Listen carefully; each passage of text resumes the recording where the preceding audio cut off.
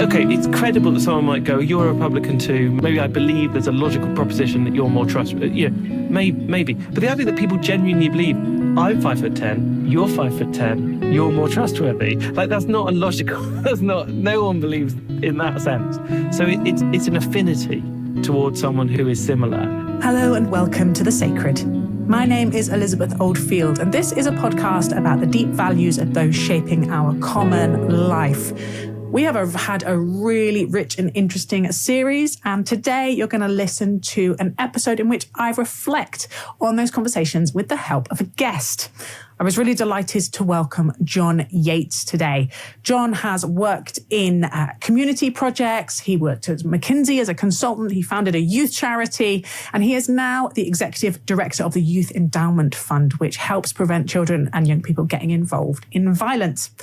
And I asked him in particular because he's also the author of a book, Fractured: Why Our Societies Are Coming Apart and How We Can Put Them Back Together, which really underpins a lot of my thinking about division and polarisation and what we can do about it. We had a really lovely reflect together, and I really hope you enjoy listening to it. Jon, you have had this fascinating career in a bunch of different places in the third sector, but you haven't spent your whole life working on division or peace building or reconciliation or any of these topics that we more perhaps obviously associate with the kind of things you're writing in your book. So why did you get interested? I sort of feel like, why wouldn't you be interested in division? It feels a bit like I like football. I'm like, why wouldn't you like football? It's like an amazing game. We're all surrounded by humans, so I find it like an obvious thing to be sort of intrigued by, like who is friends with who accepts who.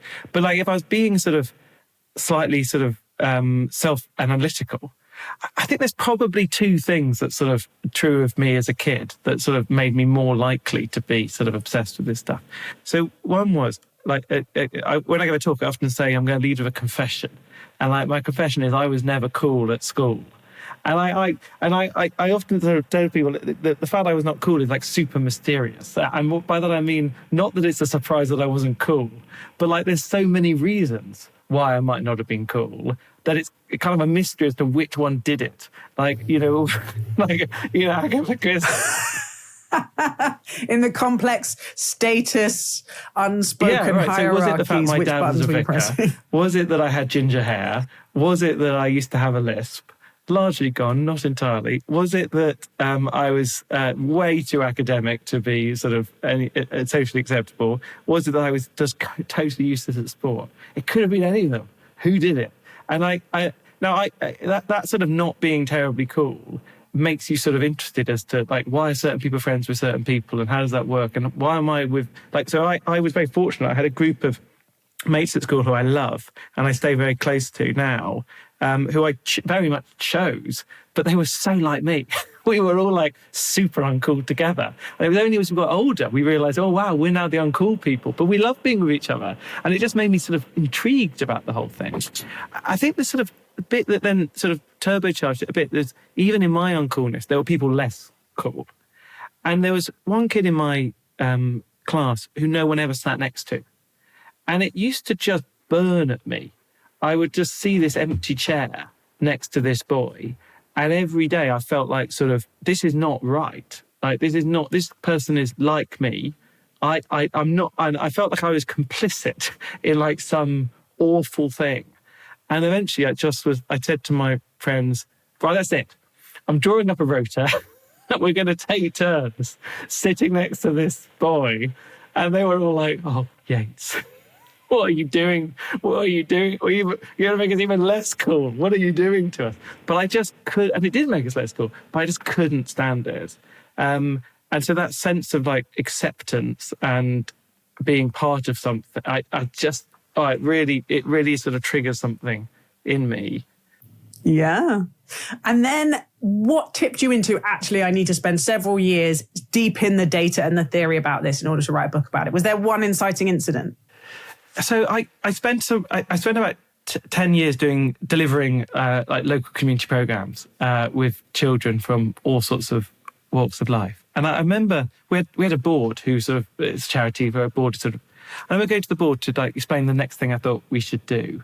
And this was like pre-Trump, pre-Brexit. And I said, look, I think one of the reasons we have to do more to bring people from different backgrounds together is I think this is really bad for our democracy, that we're so divided. I think it's dangerous. And they looked at me like I was a mental. They were just like, what are you look at this grandiose John with his big idea. Running a program of a few thousand children. Now he's trying to save the Western world. What a moron. I mean, they don't say that, but you could tell they thought this was like, I was over intellectualizing. I was over, and it got me kind of annoyed because I was like, but it's so obvious. And obviously after Trump was elected and after Brexit happened, suddenly everyone was like, it's because we're divided. And I think I felt a bit like that annoying person who feels they've seen something and desperately needs to sort of be heard. And so it was a book I wrote. I find writing really hard work, and so I didn't always enjoy writing the book, but I had to write it. I just had to feel like I put it out there. I've done my best. This is what's going on. Yeah. And my understanding is what you found is that we're not imagining it, that we're pretty divided, right? What were your kind of key findings around the ways we're living together? Yeah, so what you see is that we tend to spend a lot of time with people who are quite similar to us. And so if you've got a university degree, it's more than likely that most of your friends also have university degrees. When you look at people who are retired across the Western world, the vast majority have no contact with anyone under the age of 40 in a normal month, unless it's their family. When you look at the referendum, the EU referendum, a quarter of people who voted Remain had no friends who voted Leave. A quarter of people who voted Leave had no friends who voted Remain. Ethnicity, half of all Brits have no friends from a different ethnic background. And classes or income, whatever you want to call it, is like the most telling one. When you look at the data on who people spend time with, if you're a barrister, let's say in London, so if you're sort of the top socioeconomic class, how many people would you have to invite round to your house in your sort of network friendship group before you would stumble across someone who was unemployed? 10, 20? Well, the answer is 100. And so the data gives you a pretty clear picture that actually we tend to spend time with people like us. And I think the point I always wanted to make to people is there's some good stuff with that, right? So I like The West Wing, which for those who've never heard of it, it's like a political geeks, like, exciting place to be. It's like a fictional drama about politics. People who hate politics shouldn't have to suffer me talking about it. There should be spaces where people who are similar talk and spend time. That's not necessarily by itself bad. The point I wanted to make was when it happens at a big level, you can end up with some really bad stuff happening. And what the book lays out is it's dangerous for our democracy because you don't really understand each other, and therefore you vote in a really uninformed way. And someone who comes along and says, well, the problem is all down to those baddies, it's really easy for that to happen because you don't even know those baddies. It's really bad for our health because you can get really anxious about the other and what they're up to and how organised and awful they are. And it's really bad for us from a social mobility point of view, for opportunities for children. What's the main way that people get jobs? It's often word of mouth. And so actually, if you're coming from a lower income, less opportunity background, you don't have those networks, and your society is divided by income, well, it's going to continue to be very unequal. So that was the sort of main sort of cri de coeur. There's a problem. But it was trying to recognise, I think often what we do when we see a problem is we say, there must be an organised conspiracy that is causing this, the government plus whoever are. And I think what I wanted to get across is this is actually quite a natural thing that is happening. We just do, and we can feel it in ourselves, have a slight bias towards people like us. But if you leave it to its own devices, kind of bad stuff can happen. So it was such a light bulb moment for me reading your book. And as you know, because I'm constantly tagging you into things, I quote you all the time because this quite obscure sounding like scientific theory, but it is incredibly measured, that scientists called homophily, which just means, love of the same, love of people like us. You rebranded as PLM syndrome, people like me syndrome. And it has completely changed how I see the world. Because you're right, it's not like that's not something that we sort of know and it's codified in epigrams, right? Birds of a feather flock together, et cetera, et cetera. But your forensic laying out of just how much this affects almost every choice we make was very, very powerful for me. Could you just say a little bit more about what homophily is, why it doesn't necessarily make us bad people, but the kind of places it shows up and some of the studies around it. Yeah, absolutely. So one of my favourites is there's this chap called Francis Evans who in the 1950s got really obsessed with door-to-door salespeople. My first ever job was door-to-door sales, so it kind of appealed to me. And he followed 150 door-to-door salespeople across the United States, so knocking on doors, and they were selling life insurance. And he tracked whether they sold the life insurance or whether they didn't. And what he found was that they were significantly more likely to make a sale if the person opening the door on the other side voted the same way that they did. They were significantly more likely to make a sale if the person opening the door had earned the same amount of money as they did. They were more likely to make a sale if the person opening the door was the same height as they were. So what Evans has stumbled across is this slight bias towards people like me. Presumably it's not like the salesman is saying, oh, by the way, I voted this way. No, exactly. There's just some sense we have. Yeah. For sameness. And the height one nails it because no one, it's credible that someone might go, you're a Republican too, maybe I'll logically, maybe I believe there's a logical proposition that you're more trustworthy. Maybe. But the idea that people genuinely believe, I'm 5'10", you're 5'10", you're more trustworthy. That's not a logical. No one believes in that sense. So it's an affinity towards someone who is similar.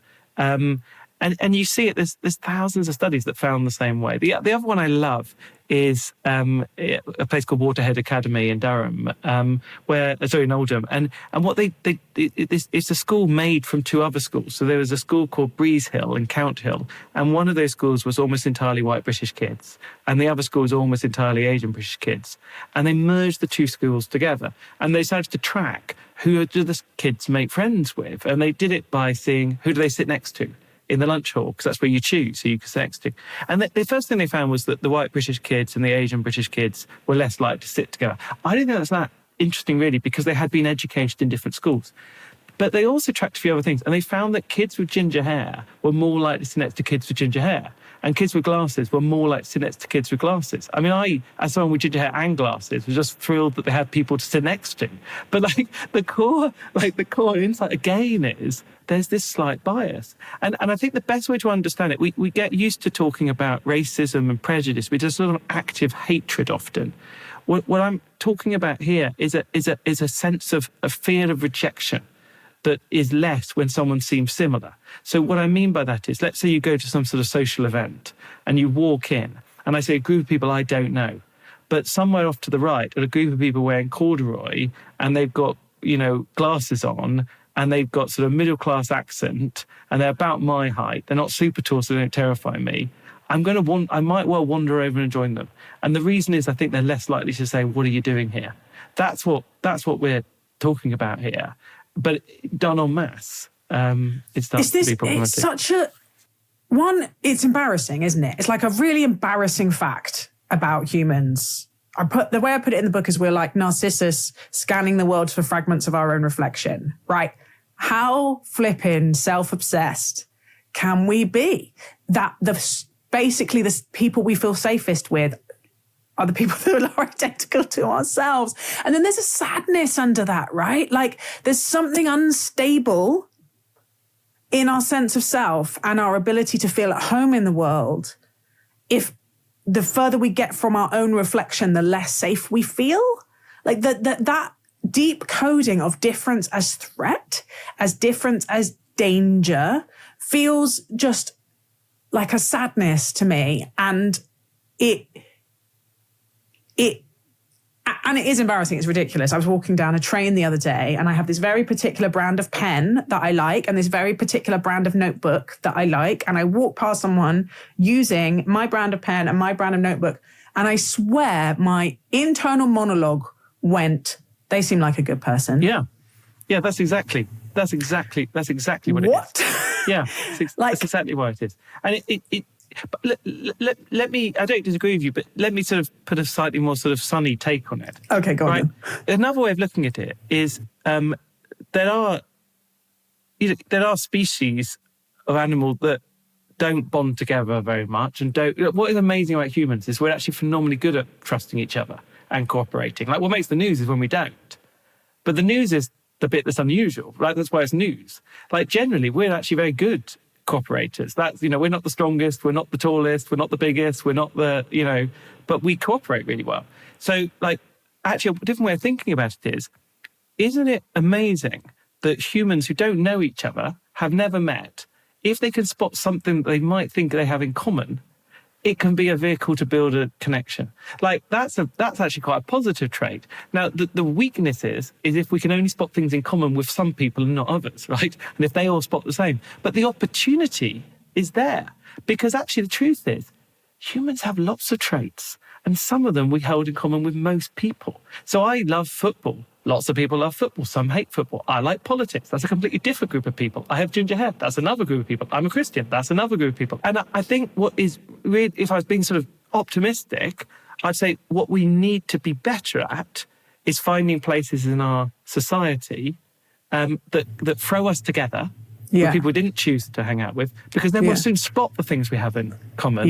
And then homophily will work to our advantage. So I'll give you an example. I did a year's employment for a charity that sent people overseas to do international development work. And there were a group of 12 of us in that group.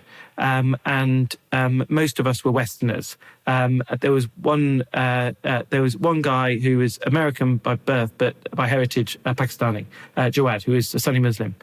And we all rock up. Now, an outsider would say, John and Jawad don't have much in common. Homophily is going to play against them here, because John's a committed Christian, Jawad's a committed Muslim. They've lived in very different parts of the world. Jawad and I got chatting, and Jawad starts complaining about how he finds it really irritating that a lot of people say they're Muslim, but they don't actually live as Muslim. They're just culturally Muslim. And he feels it's like taking the faith. And I'm like, oh, I couldn't agree with you more. It does my head in when people say, I'm a Christian, and they treat people so badly. And he was like, oh, yeah, there's this bit. Let me tell you about this bit in the Quran about how like people shouldn't pretend. And I'm like, oh, let me tell you about this bit in the Bible where they say the same thing. And then we would just, whenever something happened to the group, the two of us would have a chat and go, what do we do about this? And homophily brought us together. But it took something to spot the thing we had in common.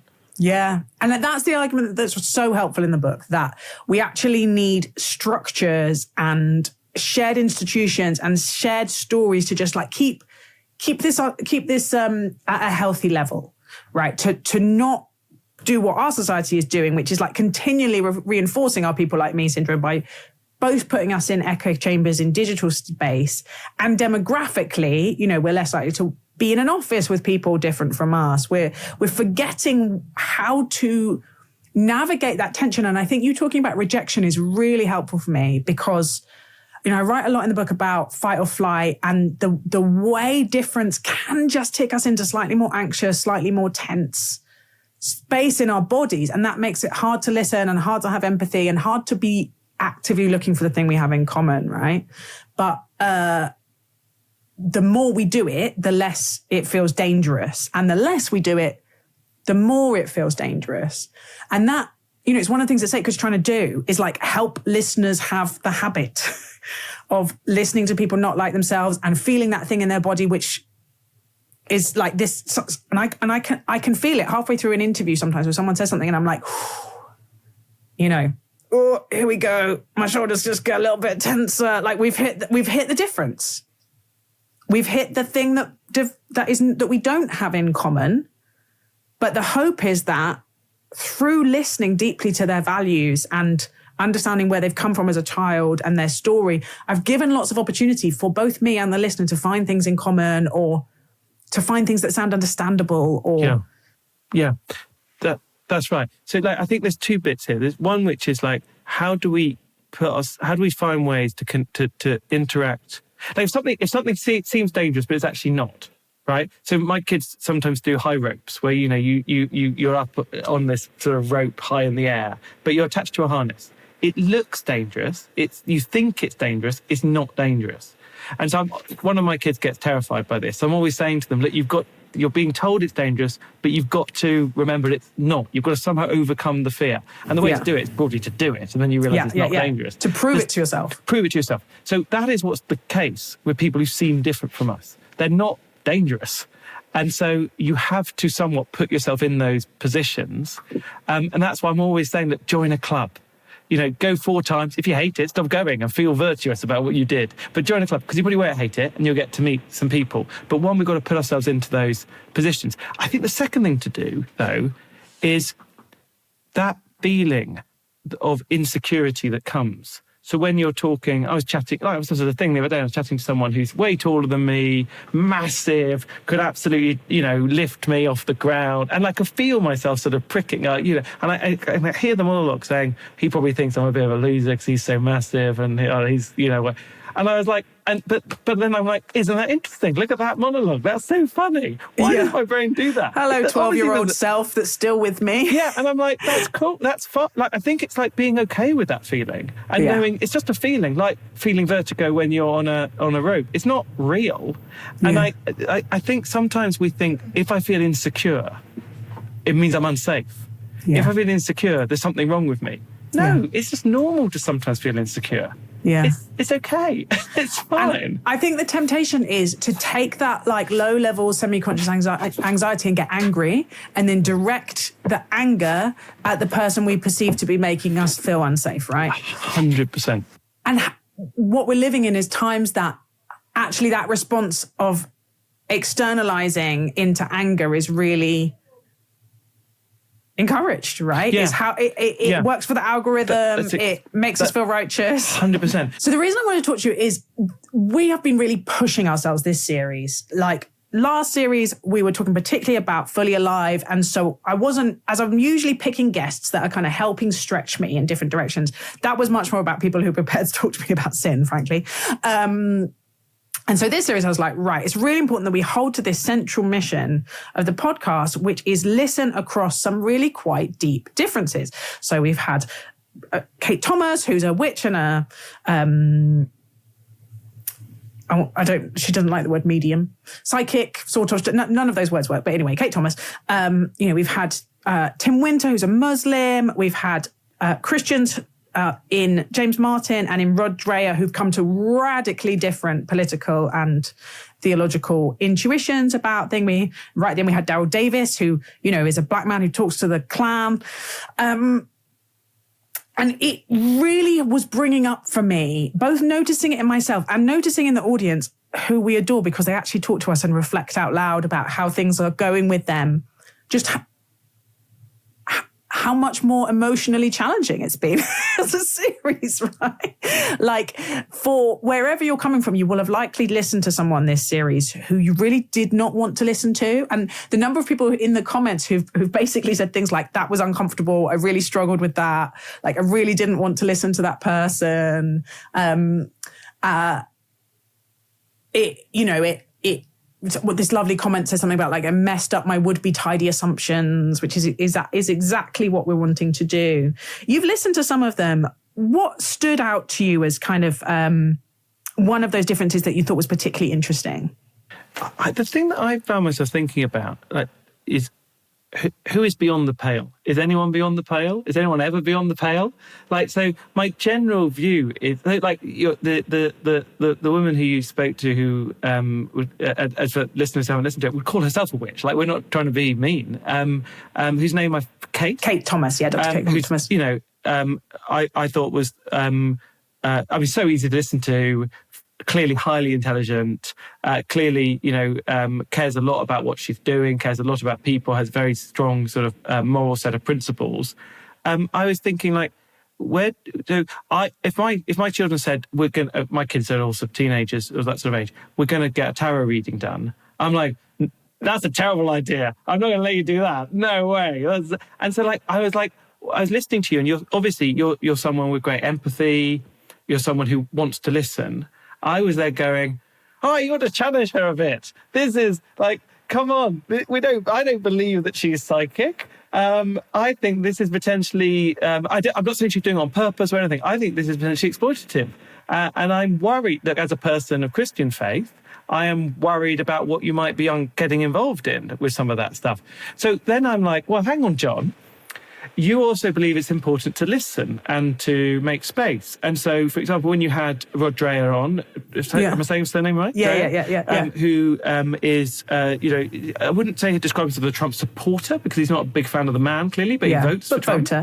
And is comfortable living in Hungary, where lots of Hungarians are comfortable living in Hungary, but he's chosen to live in Hungary and very supportive of the way that country is being led, which a lot of people would say is quite anti-democratic. Quite sort of supportive of anti-immigrant sentiment.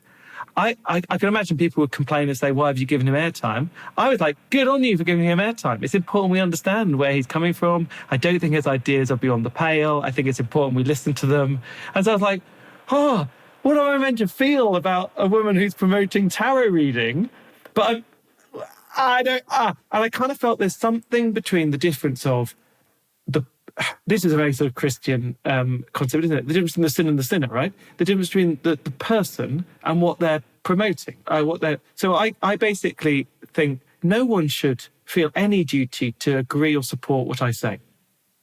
But I think people should feel a human duty to protect me as human and treat me with respect. And I think it was like trying to work out, where do you draw the line between, a person who you want to treat the person with respect, but also their ideas you might want to challenge. And I find that a really interesting question. Yeah, I mean, it's methodologically interesting for us because it is not what we do, right? Like there's loads of podcasts you can go to listen to, which are either kind of like buddy chats between people who really like each other and are helping each other promote their stuff, or debate shows, particularly on YouTube, where people have an argument and they challenge each other.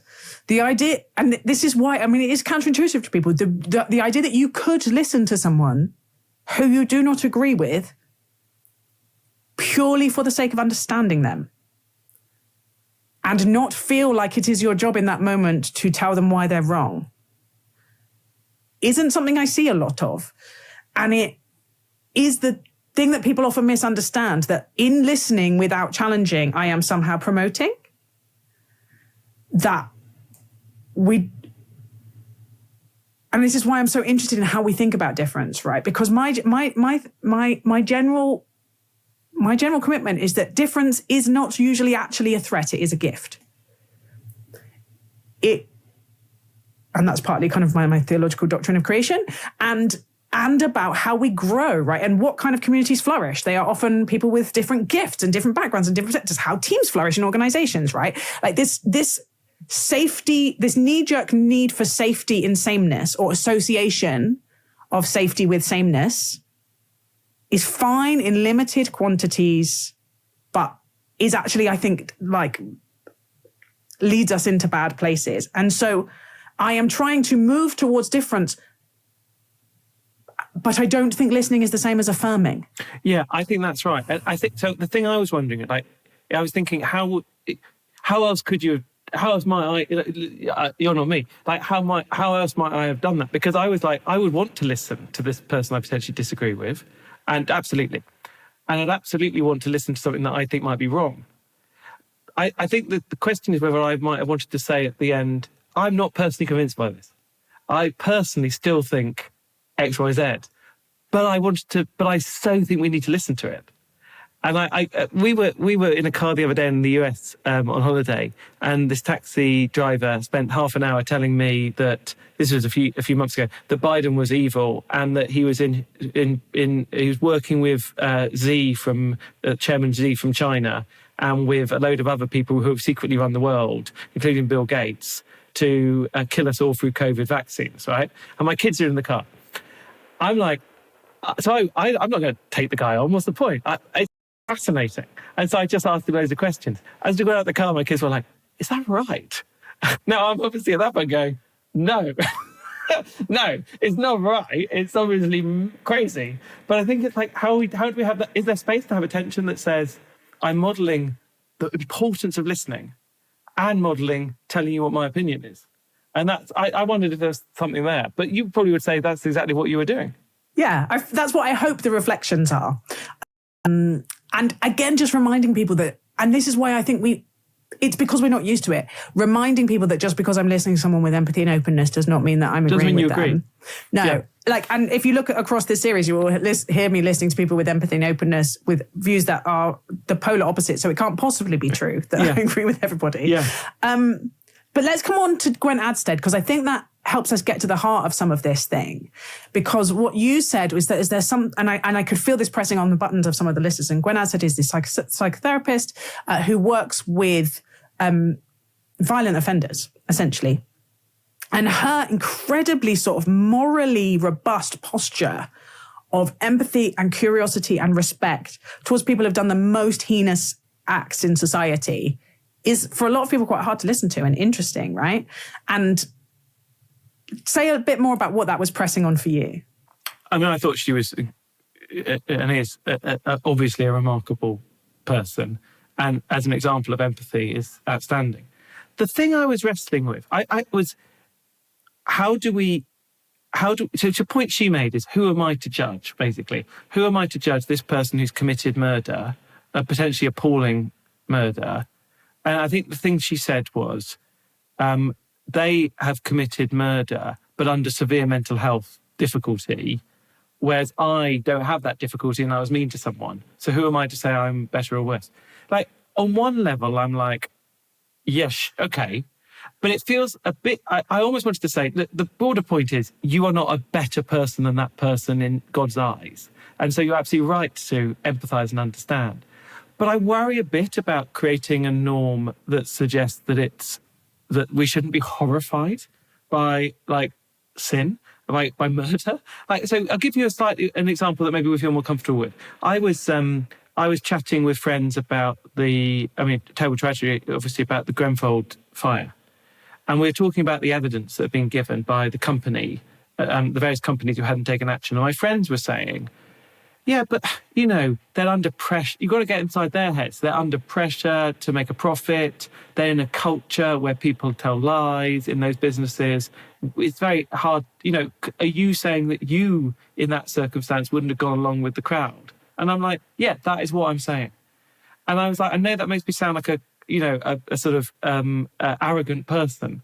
But actually, I think the danger is by not saying, yeah, I would have stood up to it. We're saying to everyone else, including our children, it's okay to just go with it because you don't have the strength. No one has the strength to oppose it.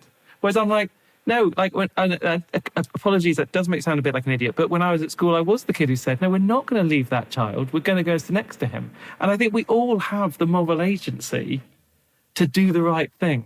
Like, I don't want to throw the stone at the person who hasn't. That's not my job. But I do also want to encourage people, empower people to say, you can make the right choice. You can do the right thing. Yeah. So I think there's a false binary here. And I see it playing out all the time.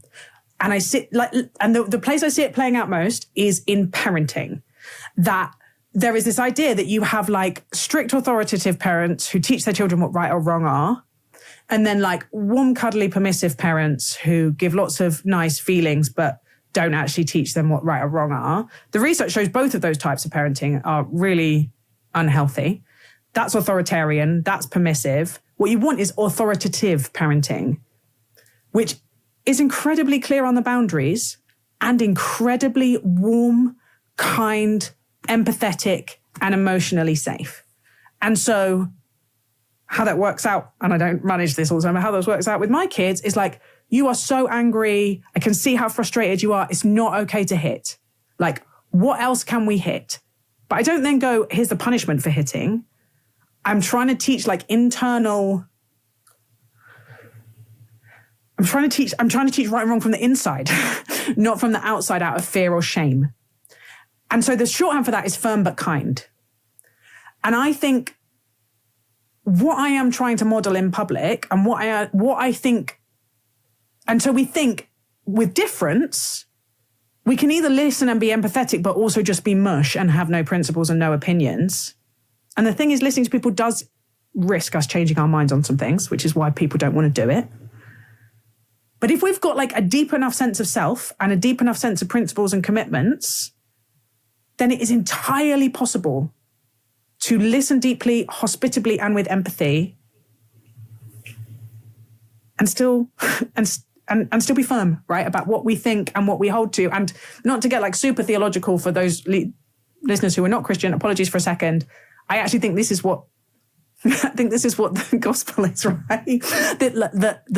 That the brokenness of human beings and our mistakes are real, and they have real consequences, and there is enough love and kindness and compassion to come and get us. And those things can be true at the same time. 100%. 100%. I mean, that's the, like, I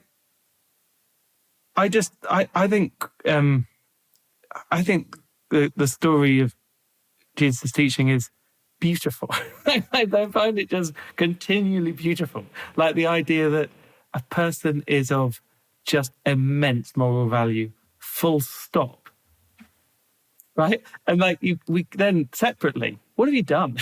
What's happened here? Is that okay? Is that not okay? It's not okay. But like that's a different conversation. And intuitively, we kind of have a recognition of this. Like if a 2-year-old knocks over some Lego, we don't go, I like that 2-year-old less. Like but it's a 2-year-old. I love my 2-year-old. That was a bad thing to happen. I couldn't agree more. But I do think, though, judgment of condemnation or criticism of someone's actions is to some extent respecting the person, because it's saying, like, one of the most motivating things someone can say to me is, I know you can do even better than that.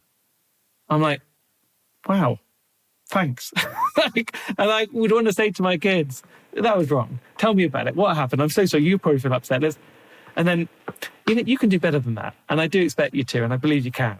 Like, I think there's something sort of, oh, okay, yeah. Rather than, well, that's probably the best I expect from you.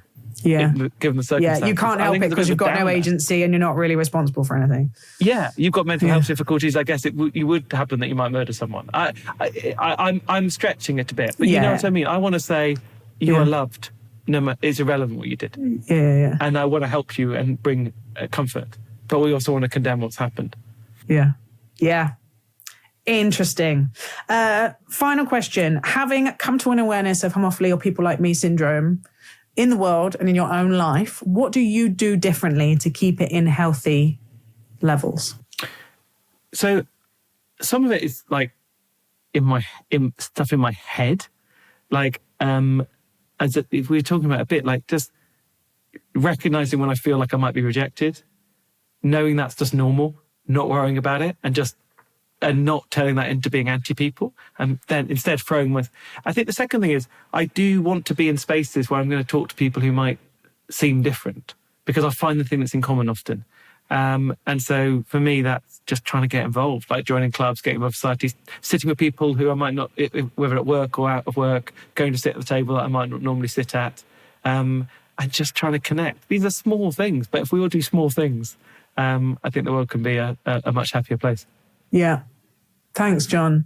What I'm leaving with is this thing that the trouble is about all the deep wisdom is you realise it's all been said before. But I think I have been thinking of homophily as people like me syndrome as something to be resisted in me. Right. And you've made me realise we can possibly judo move it and be like, given that I have a tendency to like people like myself, rather than scanning the world for how they're different from me, scan the world for how they're like me and use that as a connecting point. Or that we all have more in common after all. Exactly. You put it much better than I put it. That's exactly it. I totally agree, Liz. Jon Yates, thank you so much for talking to me on this special Sacred Reflection episode. Thanks for having me. Thank you for listening to The Sacred. My name is Elizabeth Oldfield, and our production team are Lizzie Harvey, Dan Turner, and Amari Yagandran. As always, really love hearing from you. Some of that conversation was provoked by your comments and questions on social media and other places. So be assured that I read and think about what you feed back to us. And in order to build on that even further, we are going to be doing in the new year another Q&A episode at Ask Me Anything from your listeners. We did one of these last January. We really enjoyed it. We'll be announcing how you can send in your questions very soon. But meanwhile, just a heads up so you can be thinking about what you would like to ask. My final announcement is that this is the last series of The Sacred, but don't panic. We are going to be returning to a fortnightly rhythm, 2 episodes a month without series breaks. So we don't have these long periods where I don't get to talk to you during the year. That'll be kicking off in January, and I look forward to speaking to you then.